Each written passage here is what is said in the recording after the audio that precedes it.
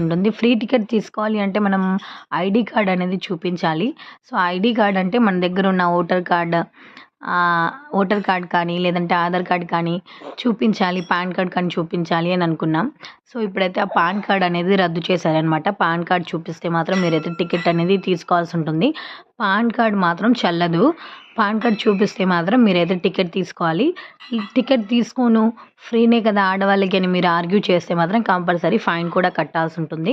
So, అలా కాకుండా ఉండాలంటే మీరు వెళ్ళేటప్పుడు మాత్రం మీతో పాటు ఆధార్ కార్డ్ అనేది తీసుకెళ్ళండి. ఎందుకంటే ఆధార్ కార్డ్‌లో అడ్రస్ అనేది అప్డేట్ అయి ఉంటుంది కాబట్టి సో, మీకైతే ఏ ప్రాబ్లమ్ రాదనమాట. సో, ఆధార్ కార్డ్ చూపిస్తేనే వాళ్ళైతే మీకైతే టికెట్ ఇస్తారు.